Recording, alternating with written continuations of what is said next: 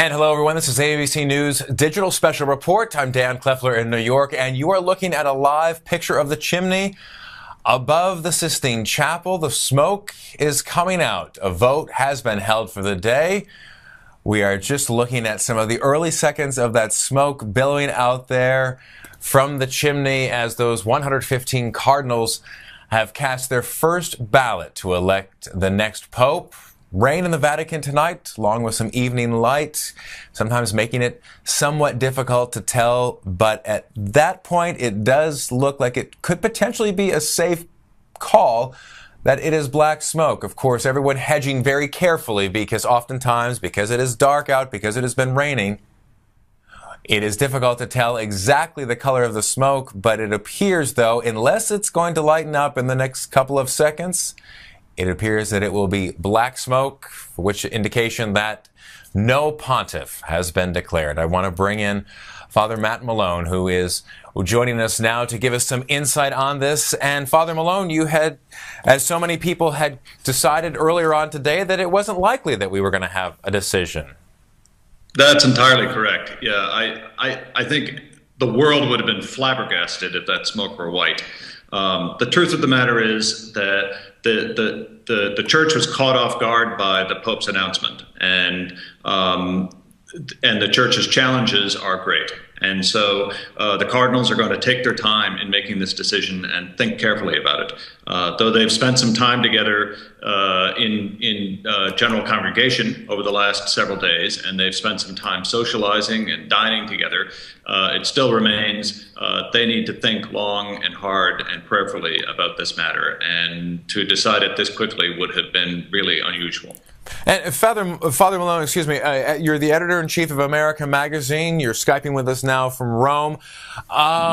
Explain to us then about how long have the cardinals been secreted away in the Sistine Chapel this afternoon?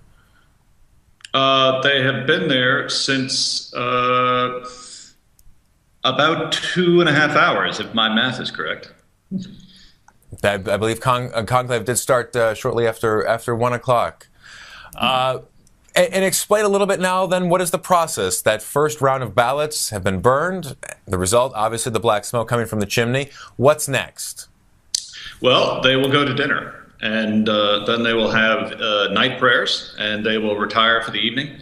Tomorrow, they will rise again at their hotel within the walls of the Vatican, and they will be transported back to the Sistine Chapel after morning prayers. And there is the possibility of there being 2 votes in the morning and the possibility of 2 more votes in the afternoon if none of those votes are conclusive. A total of 4 voting possibilities tomorrow and 2 opportunities to watch the chimney. 1 in the morning, 1 in the afternoon. Okay. Although the fact that there are 2 votes held in both time periods. If you can walk us through again the voting process for how exactly the ballots are distributed among the cardinals. Well, part of what took them a bit of time this afternoon was they had to decide who was actually going to be the people, who among them was going to tabulate the votes and take a look at and to verify that all the votes have been taken. So the first thing that they do is each cardinal is given a ballot, and it says up at the top in Latin, I elect as Supreme Pontiff, and then there is a blank space. Each cardinal writes into that space their choice in a way that does not reveal their handwriting or their authorship. Then those ballots are carried up one by one. They are placed in an urn or a chalice in front of the fresco of Michelangelo's Last Judgment. Each cardinal makes an oath swearing that he has decided this in good conscience, knowing that he will be judged by the Lord for it, and places it in the container. And then the scrutineers, there are 3 of them, go through the ballots. One counts to make sure that everyone who has voted, that there aren't more ballots than there are voters. The second verifies the names, and the third just is a safety to make sure that the other 2 have acted correctly. All right. And as we just saw from some of the live shots there from St. Peter's Square, some of the crowds that had gathered outside for that shot right there, for those first signs of smoke coming from the chimney, those crowds now dispersing into the evening rain. I want to bring in now Father John Guthrie from the United States Conference of Catholic Bishops from Washington, D.C. And Father Guthrie, had that smoke not been black, had it been white, indicating that a new pope would have been elected, what would happen next? Well, the next, they would have taken him, and this whole process probably 45 minutes to an hour, and they would have taken the newly elected Pope into what they call the room of tears, because it's a very emotional time, taking this weight of the office, and change him into the white cassock, which is the sign of the Pope. And then after, bring him back into the Sistine Chapel, where all the cardinals would come to congratulate him and to ask his blessing, and then he would be taken out into the front of the church in the loggia there, the front, right over the main gate of St. Peter's, and the senior Cardinal Dean will come out and will announce Annuncio Gaudium Vobis, Gaudium Magnum. We have a Pope, Habemus Papam, and then he will name the name. And he will say that he has chosen whatever name as his papal name. So, but that takes a while, and it's interesting to note, Dan, that I noticed that smoke was very black. They've gotten very good at apparently showing that, but they've had some problems in the past because sometimes the smoke is white and it looks too dark. So Pope John Paul made a little change that if it is white smoke and they're kind of wondering, the bells of the basilica, all of them will start to ring. And so there's that very tense moment where you're looking up at the chimney, you're wondering, is that white or is that black? And then the cameras turn to the bells. And all of a sudden you see the first movement of the bell, and you know, indeed, that's white smoke. And in 45 minutes or so, the new Pope will be announced and to the world and to greet the world. So it's quite a dramatic thing, but I think that's a great change, so that there's no doubt if it's white smoke, you're going to hear the bells too. Father Guthrie, I'm very happy that you pointed that out, because in the news business, oftentimes there is a race to be the first, and in this case, there is a race to be accurate, which means that we will sometimes have to hold off on making any kind of declaration until we hear those bells and until, in fact, that smoke is white. You mentioned a little bit about the process if, in fact, a new pontiff was elected today, and I wonder if you could explain a little bit about the significance of the Room of Tears that is just off the Sistine Chapel.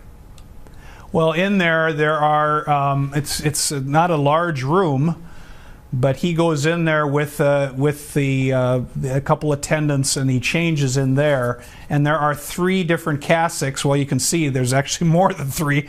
They usually have traditionally had 3, and they're different sizes. One for a smaller man. I guess there are 3 there. One for a larger man and one for a middle-sized man. So he's able to somewhat, and then the tailors will come in obviously later and actually tailor to exact his exact measurements. So, yeah, but it's just to get through that first announcement, and so that. But it's more importantly than what's in that room. And you can see how small that is, just how emotional it is in there. I can't imagine the emotion of finding out that you're the one. And it must be certainly surreal, and I hope somewhat prayerful. It's one of the reasons why every Mass, every Catholic around the world names him by name in the Eucharistic prayer, because you can't do this job without a tremendous amount of spiritual backing. And so that's what we pray for now for all of them, actually. That's an interesting point, that room is so small and so intimate, and is probably the final moments before that man who will be elected the next Pope will step out onto the world stage and his life forever changed. Father Malone, I wanted to bring you in as the 115 cardinals are now making their way out of the Sistine Chapel, and they will be dining for the evening and then retiring to Santa Marta House. And talking a little bit about their schedule for tomorrow. They will be holding Mass at the Pauline Chapel. They then have a prayer service in the Sistine Chapel, and the voting will begin about 4:30 Eastern Time. That's right, 4:30 a.m. Eastern. 4:30 a.m. Eastern Time, and say in both of those votes, the smoke is the same as what we saw this evening, black, and no one is elected. They would then retire for lunch and return back to the Sistine Chapel for the 2 afternoon votes. If that day were to continue on for tomorrow, and let's say those 4 votes still hold no conclusive Pope, how many days can that schedule carry on? Is there a limit? It can go 3 days, and then they are required to take a break. And they hear from one of their senior members a reflection on, the nature of their task and a reminder about what it is that they ought to be considering in making their decision. And then they proceed if they don't reach a conclusion, they proceed for another 3 days, and then they would take yet another break for a day. And are they now, they are completely closed off, essentially from the press, but among themselves, though, do they have conversations about this? Do they discuss the vote? What kind of dialogue goes back and forth between now, I wonder, and tomorrow when the next vote will be held? Well, almost certainly they are talking amongst themselves about this and about the challenges that the church faces and the kind of man that they need at the top helping the church to meet those challenges.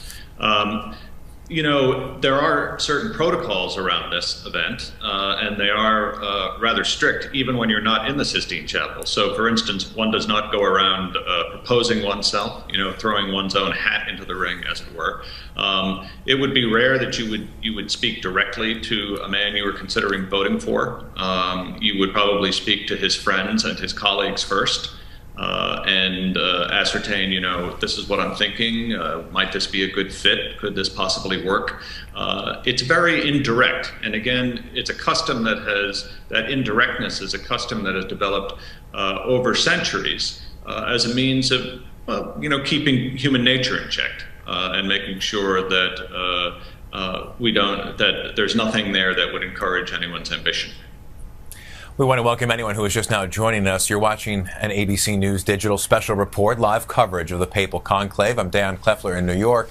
And in Rome, the Roman Catholic cardinals have voted, but they have not elected a new pope. The black smoke from the Sistine Chapel chimney flew a little less than 15 minutes ago, capping off a long, historic day. The cardinals will now be heading to their quarter at the Santa Marta house.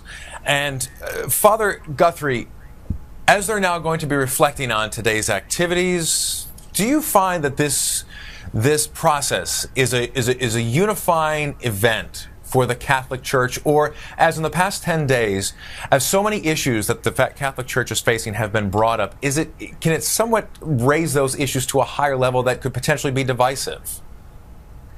Well, it certainly could be divisive. I think that again is why it's so important to consider what the Dean, Cardinal Sodano, said at his homily this morning in St. Peter's to the cardinals. He said that this is to be a unifying moment, certainly for the cardinals, but I think for the church as well.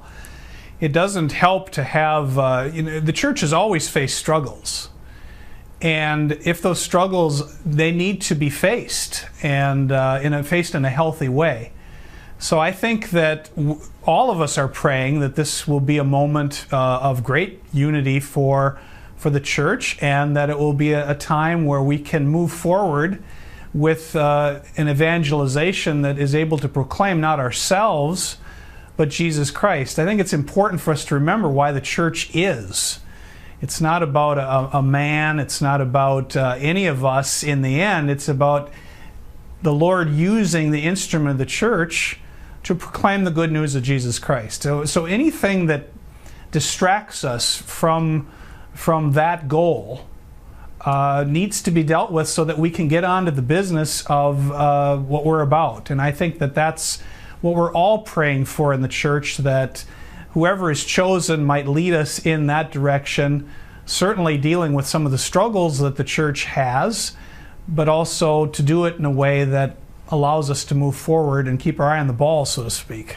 Father Malone, your thoughts from Rome? No, I would agree with that. I think we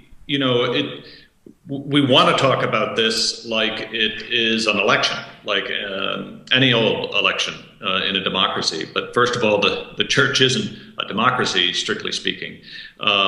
And we have to remember that the cardinals who are participating in this are not really conceiving of their work as engaging in an election. They think of it as engaging in a liturgy, and they think of their work as an act of prayer. And so that's why it can appear strange to the outside world that is used to watching a very different kind of election. And so I would agree with Father Guthrie that it's important to remember that this is a unique kind of experience, and it takes as its point of reference its faith in the Lord.